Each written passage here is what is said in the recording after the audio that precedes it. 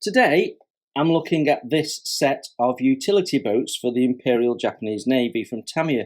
And you may well have come across these before and gone, what do I need these for? I get them in the kit with the ship, and dismissed them. If so, you need to watch this video.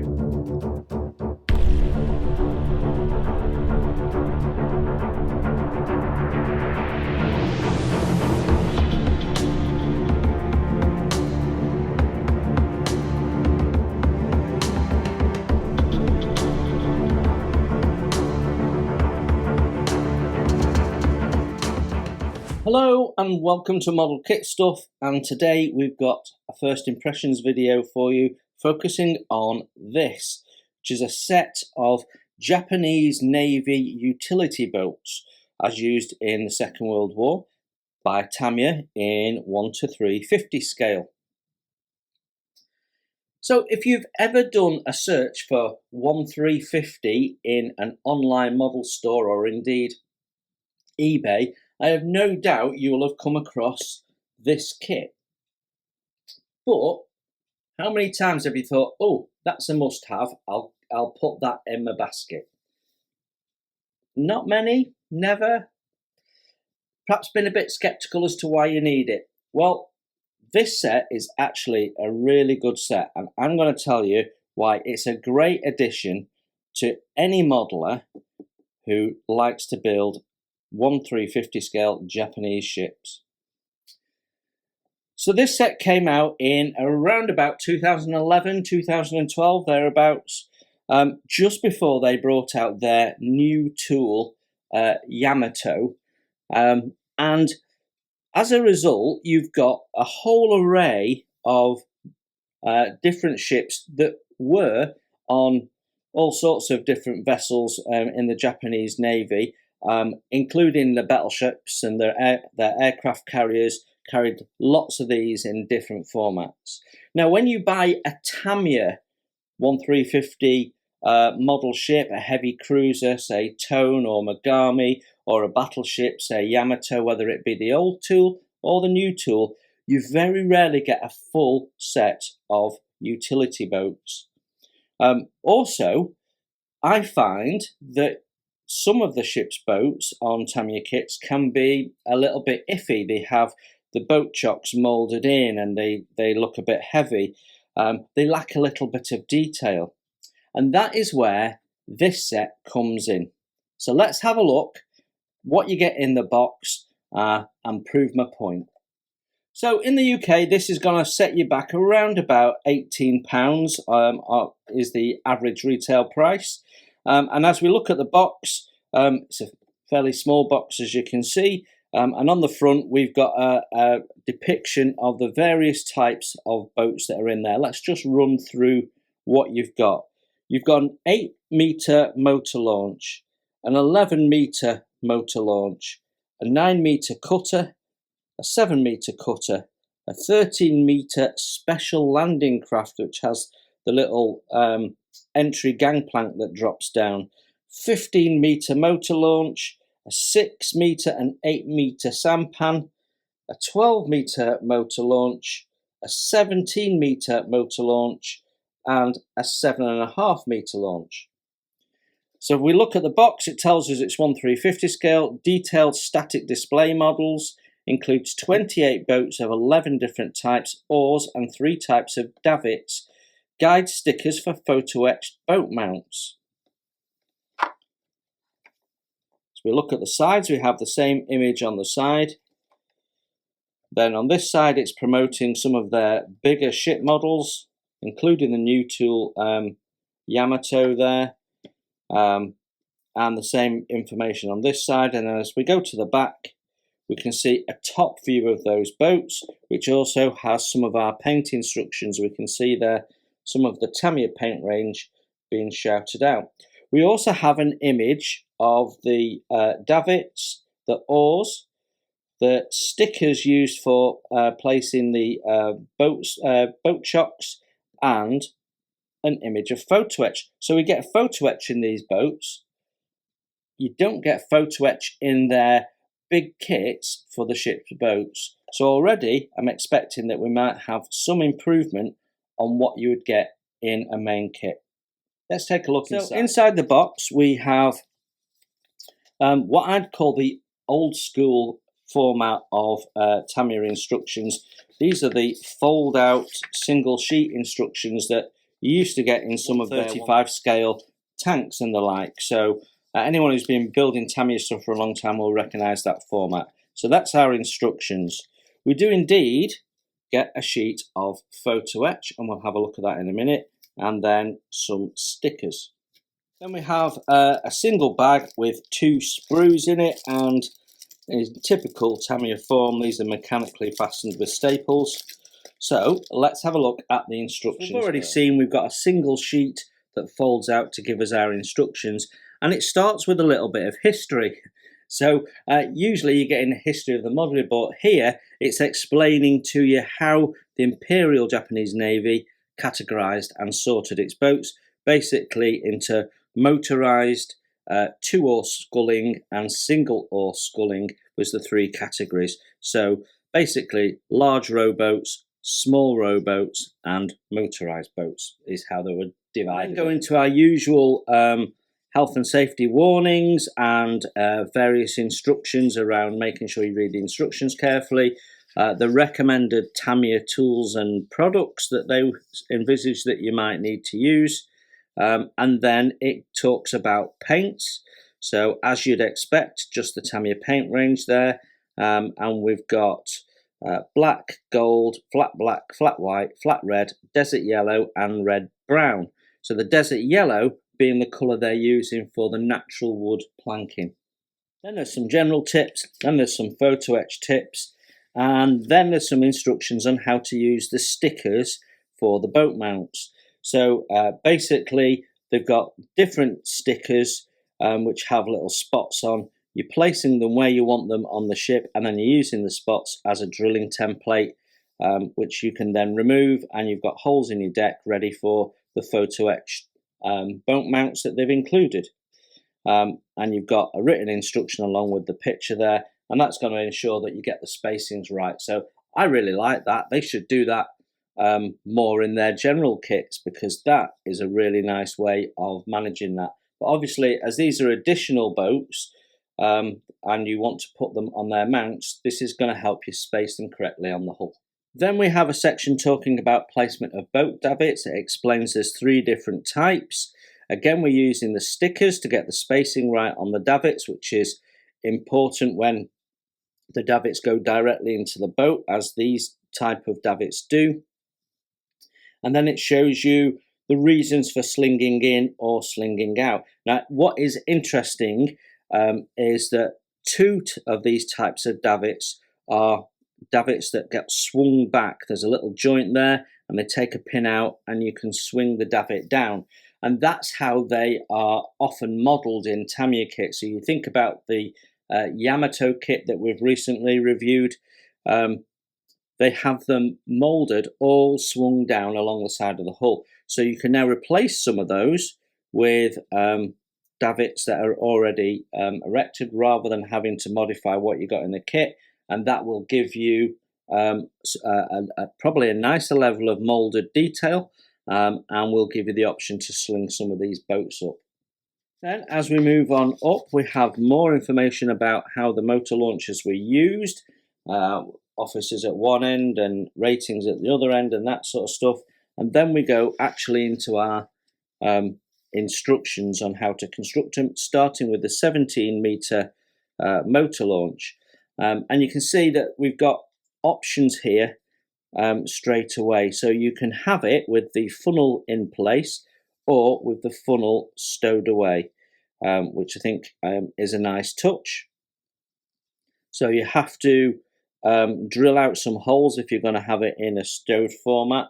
That means you can have it in place on the ship, or you can waterline the hull and put it on a ocean diorama or a harbour diorama. They were often chugging around the harbours, these things. So that's really nice. We can see all the components there. We've got the paint instructions. It's a very typical Tamiya approach to the instructions. It's all very clear. recommending using CA for placing of the little anchor there, the catch. And then we've got the reference to the sticker and the placing order and sequence of the different ship's chocks, the boat mounts, and where they would be in terms of the orientation on the completed boat. So that is really nice. There's lots of different colours on there. It really adds a splash of colour to a very grey battleship. The 15-metre motor launch, slightly simpler construction, fewer parts, and you don't have an option because it doesn't have a funnel in this instance, but basically it's the same. You've got one instruction showing you the sequence of building up the parts and the paint, and then you've got the placing of the boat chocks. So my recommendation would be you drill the holes, put those supports in place on the deck, and then put your boat on top, not glue to the boat and hope that you've lined it up. That instruction format carries on over the page when we look at the 11-metre motor launch, this time having a canvas back rather than a solid wood and windows back, so smaller boat with slightly different design features, and at the top there it gives you the dimensions and some technical information of the boat, and here it tells you what type of ships it would be on, so if you're not sure you can cross-reference it with the kit you're building. Then we go to the 7.5-metre launch, and this starts to look very different, and it uses different davits. Not sure, but that looks like there's little holes in the hull there to mount onto the davit. So typically deployed on destroyers, that's why you've got that type of davit there. And you can see it's a fairly basic two-part assembly with some relatively complex painting of the detail there. Then we drop down to the 12-metre motor launch. And again, you've got options here. You can have the cover on or off. You could, if you were really creative, scratch build some wire hoops and have the cover off but the hoops in place. That would certainly be an interesting level of detail to add. It shows you carefully cutting off the ejector pins from the side of the moulded part there, and again the same. Here it's showing you how to put the photo etch chocks onto the boat so that another boat can be stacked on top. So a smaller, maybe one of the catches or sampans or something will go on there. 8-metre motor launch, pretty much the same but smaller, so 3-part construction, and again where to put the boats. There's a little thing there with a knife saying to cut something out. I'm not quite sure what that is. That's probably where the tabs meet. We'll have a look at that when we look at the parts. Then as we move on up, we're at the 9-metre cutter, and it's showing us where to place the davits and oars and the paint instructions and placing the boat chocks. Or there's a different assembly there for mounting the boat if it's going onto sort of a rail system rather than direct on a deck. So some of the smaller ships would have had them stacked in that way. Then as we go down, we're on the 7-metre cutter. Again, regularly used on destroyers, and you can see here it's pretty much the same sort of arrangement, a lot of painting, no parts to go in, and then mounting it onto the davits. 2 potential different davits can be used for that type of boat.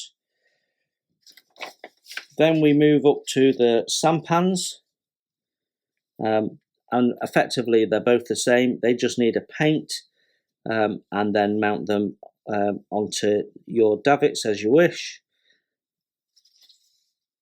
And then finally the landing craft, which has a piece of photo etch. So it looks like you can't extend it, but when we look at the part, we'll see if we could cut it to make that drop down or something like that.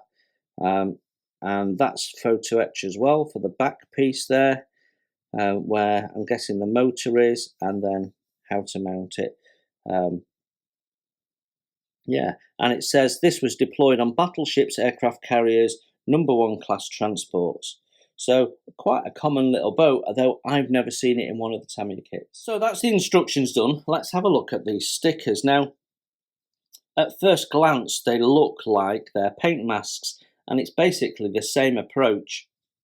So you've got a single sheet of adhesive-backed masking tape, and they have printed onto it all of these stickers. They are not die cut. You're going to have to cut them out yourself, but there's several of each, and I would reckon they are reusable. With a little bit of care, you can probably use an awl to mark the points and then put them back on the sheet for use again. It does look like you've got several of each, so there's two of the 17, 15 and 11, there's 4 of the 12, 2 of the 13, 4 of the cutter. Got davit positions there, shows you where it says outside, that's your deck edge at the side of the ship. The sampan, small and large sampans, and then each motor launch. So for me, that's it's a really great idea. I would like them to be die cut, but I don't think Tamiya have that tech. They've obviously bought into some way of printing onto masking tape, and that's the approach they're going to continue to use because that's what they're equipped for, quite clearly. But that is a nice little addition rather than trying to work it out yourself. So kudos to Tamiya for thinking about that. Really good. As we've said, you get 2 sprues, and actually they're both identical, so you get 2 of the same sprue. The sprue is marked ZZ, and as I turn it over, it tells us our material there. It is PS. The PS meaning it's polystyrene, so which is what most of plastic kits are made from. But you will see in Tamiya kits that they do use some different plastics in their modern kits, particularly for things like their masts and yards where they want a harder plastic. So it's always useful to check that and be mindful of it, because if you're making stretch sprue, you can do it with the PS but not with the other stuff. It does tell us on the sprue there, if I can get the camera to focus, that it's copyright 2011. Although I don't think they hit the market till 2012. So what we've got is a nicely laid out sprue with detail on both sides of the moulding. So if we start in this top corner, we've got our oars. So the oars have been moulded in clumps of 3 by the looks of it. And actually they look really quite nice. So with it saying oars on the box, I assumed we were going to get photo etched oars like you would do in maybe an Edward photo etch set. So to see them in plastic is quite nice, because that makes them easy to paint and easy to position, although it does limit you into how you arrange them. And then as we go up, we've got some of the davits. So let's just turn that around so the davits look the right way around. And we've got some nice detail there. This is the bit that goes into the boat, and that's a little bit thick. You may want to cut that off at the bottom of the 2 little lumps there, which represent the block and tackle, and put a little bit of line in, easy line or stretch sprue or something like that. But the detail on the davit is very nice. Certainly nicer than you'd get in an older kit, so it's a good little upgrade. And then we have the little wooden section for the large motor launchers.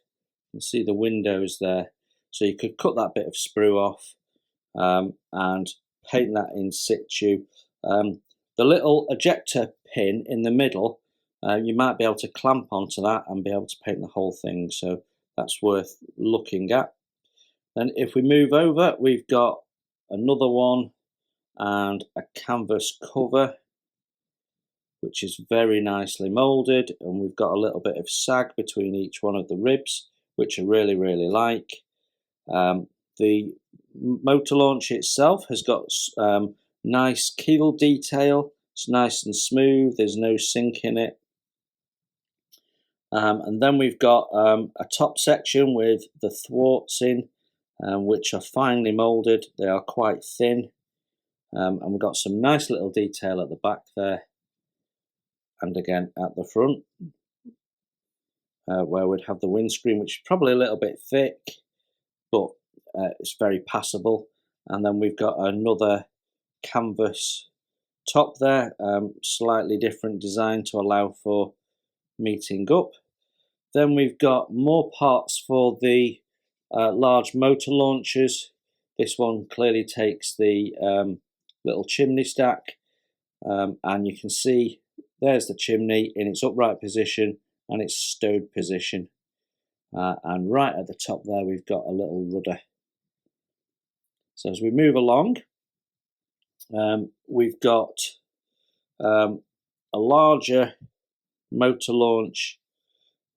That's nicely done with the little bump bags are already moulded on the side. We can see there's a little notch there for a part.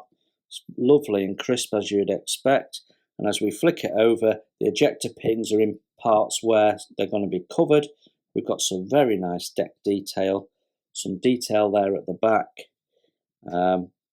Little vent, slightly out of shape, but it's the limitation of the moulding process. So that looks really nice for me. I'm happy with that. And then that takes us up to this smaller motor launch. Again, the deck detail is lovely. Skylights are crisply moulded. The moulding of the windows looks a little strange, but when painted will be okay. And then we've got another one that is very similar, and then two more hulls. And again, ejector pins are on areas where you're not going to be visible, so that's very nice. You do have a moulded in rudder on there, which just sort of looks like a bit of a lump. You might be able to replace that with a little off-cut of etch or a bit of plastic card to make that look a bit thinner, I think. Or you might be happy to leave it as it is, of course. Then as we go along, we've got another two boats. This time we have got an ejector pin in the decking. You can see that there. You probably can make that disappear by just getting a knife blade in and scoring the deck plank in, and that will make it disappear. There is a tiny one there which might stand out if it's visible. We've got our little motor moulded in there,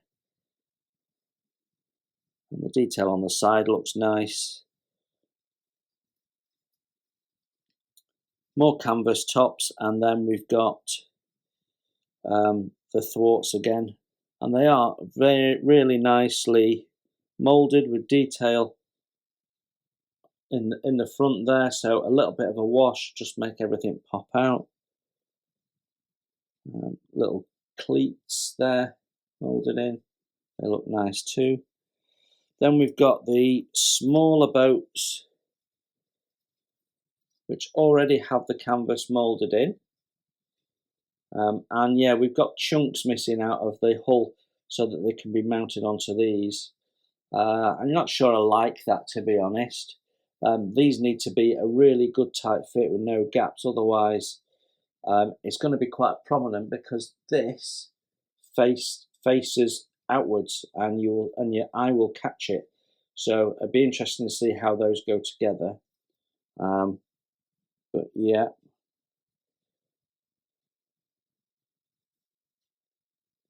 okay, I think they look quite nice otherwise. Single window at the front there. Then we have one, which means we've got two in total, of the sort of the personnel carriers with a little mounting ramp on. Detailing there is nice. We've got a little motor. We've got photo etch to sit on there and photo etch to go on there. You can see there is a little ejector pin mark just there in the light. That all looks really nice, and underneath, crisply moulded. Then interestingly, we've got these rowing boats, and we'll come back to the top side, but the hull side, what's lovely about these is when you get a Tamiya 1350 ship kit, all of their ship's boats have a smooth hull, like all these that we've seen. And these have the planking visible. So the clinker pattern is on there, which is really nice to see. That's a nice little upgrade to what you will get in the kit. And then we've got the sampan there, which has got all the shape. That's really nice. I've never seen a sampan in their kits. So that's really nice. If we flick that over, we can see we do have some issues with ejector pin marks in these. And again, a sharp knife blade, just following the lines, and you should be able to make that sort of magically disappear. The other downside to this is you have got holes there for the davits, and if you're not using it with the davits for whatever reason, then you're going to have to do a little bit of filling as well. So a little bit of work needed on these, but I love the fact that we've got the clinker on there. Absolutely lovely. Then we've got more davits, and again, the detail on them is really nice, look very authentic. And again, you might want to think about how you're going to deal with the rigging of them below the block at least. And then you've got these ones, typical on a destroyer, a fast ejection type. And again, they look really nice as well. Ejector pin marks are on the point that goes into the hull, so that's a really clever design. And I can't see any ejector pin marks on there. Obviously, we've got a little ejectors moulded in next to the parts, which is great. So I think that's a lovely little addition to any Tamiya 1350 kit. So finally, the photo etch, and what we get is quite interesting. The first thing I've spotted is we have two of the launchers with the planks that fold out, and yet we seem to have 4 planks. So whether you can extend them or they fold, I don't know. You have, that's the back end for them as well. We've got lots of little anchors there. We've got the bulk of it is the supports for the boats, and we've got the big plates there for going on to superstructure rather than decks, so that's all nice. And it's Tamiya's usual fairly thick, robust nickel. It's nicely done. The attachment points are fairly thin, so you could probably cut them carefully with a knife as you would do brass. Yeah, all very nice. So there you have it, Tamiya's World War II Japanese Navy utility boat set in 1:350 scale. What are my first impressions? Well, like I said at the opening of the video, I think this is a set that a lot of modelers overlook, thinking it's a little unnecessary and not something that they require. And I doubt that a lot of modelers have actually looked at it quite closely.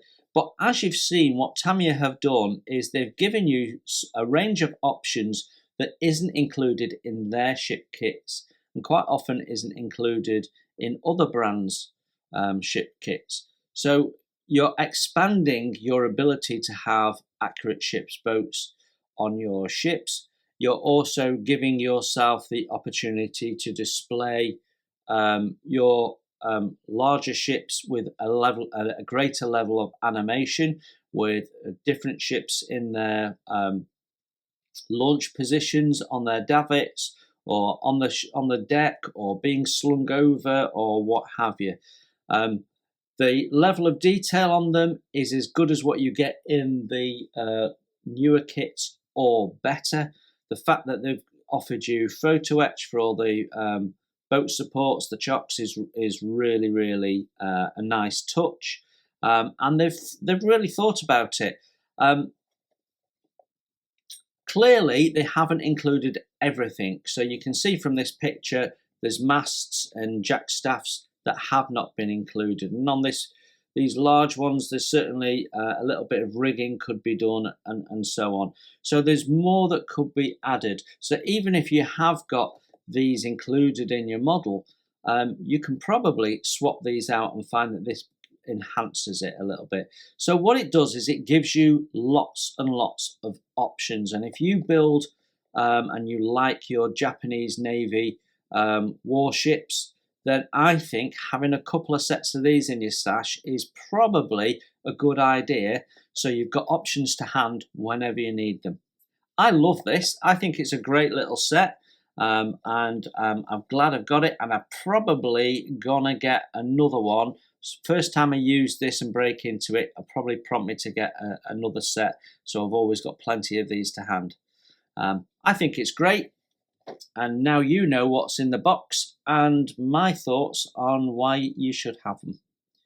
Okay, hope that was useful, informative. Enjoy your modelling, take care, and I will see you very soon.